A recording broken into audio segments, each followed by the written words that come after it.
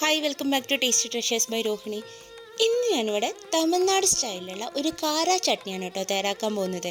ഇഡ്ഡലിയുടെ കൂടെയും ദോശയുടെ കൂടെയൊക്കെ നല്ല ടേസ്റ്റി ആയിട്ടുള്ള ഒരു ഉള്ളി ചട്നിയാണിത്. അപ്പോൾ ഇതെങ്ങനെ തയ്യാറാക്കാൻ നോക്കാം. ഇതിനായിട്ട് ഒരു 10-15 ചെറിയ ഉള്ളിയാണ് കേട്ടോ ഇവിടെ എടുത്തിരിക്കുന്നത്. അതിലേക്ക് ഒരു മീഡിയം സൈസുള്ള തക്കാളി കൂടി വേണം. തക്കാളി ഒരുപാട് ചേർക്കരുത്, ഒരു മീഡിയം സൈസുള്ളത് മതി. പിന്നെ വേണ്ടത് ഒരല്ലി വെളുത്തുള്ളിയാണ്. അതിൻ്റെ കൂടെ തന്നെ എരിവിന് ആവശ്യമായിട്ടുള്ള മുളക് പൊടി. ഞാൻ ഇവിടെ 1 ടീസ്പൂണോളം മുളക് പൊടി എടുത്തിട്ടുണ്ട് കേട്ടോ. ഈ ഒരു തക്കാളിയുടെ പുളി ഉണ്ടാകുമ്പോൾ അതൊന്ന് ബാലൻസ് ചെയ്യാനായിട്ടാണ്. പിന്നെ അതിലേക്ക് ആവശ്യത്തിനുള്ള ഉപ്പും ചേർത്ത് ഒട്ടും വെള്ളമില്ലാതെ തന്നെ നല്ല മിനുസ്സായിട്ട് നമുക്കിത് അരച്ചെടുക്കണം. ഇനി ഇതിലേക്ക് കുറച്ച് നല്ലെണ്ണ ചൂടാക്കിയിട്ട് അതിൽ കുറച്ച് കടുകും കറിവേപ്പിലയും വറുത്ത് ചേർക്കാം കേട്ടോ. ഇനി നല്ലെണ്ണയ്ക്ക് പകരം നിങ്ങൾക്ക് വെളിച്ചെണ്ണ വേണമെങ്കിൽ അതും ചേർക്കാം. പക്ഷേ നല്ലെണ്ണ ചേർക്കുമ്പോൾ ഒരു പ്രത്യേക ടേസ്റ്റാണ്. തമിഴ്നാട് ഹോട്ടലുകളിലൊക്കെ കിട്ടുന്ന ആ ഒരു ചട്നീൻ്റെ ടേസ്റ്റ് എന്ന് പറഞ്ഞു കഴിഞ്ഞാൽ അത് നല്ലെണ്ണ ചൂടാക്കിയിട്ട് ചേർത്ത് കൊടുക്കുന്നതുകൊണ്ടാണ് കേട്ടോ.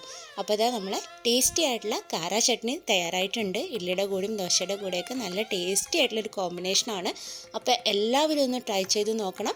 ചെയ്ത് നോക്കിയിട്ട് നിങ്ങളുടെ അഭിപ്രായങ്ങളൊക്കെ ഒന്ന് കമൻറ്റ് ബോക്സിലൂടെ അറിയിക്കുക. അതേപോലെ തന്നെ വീഡിയോ ആദ്യമായിട്ടാണ് കാണുന്നതെങ്കിൽ ചാനൽ സബ്സ്ക്രൈബ് ചെയ്യാനും വീഡിയോ ഇഷ്ടമായാൽ ലൈക്ക് ചെയ്യാനും ഷെയർ ചെയ്യാനും മറക്കരുത് കേട്ടോ.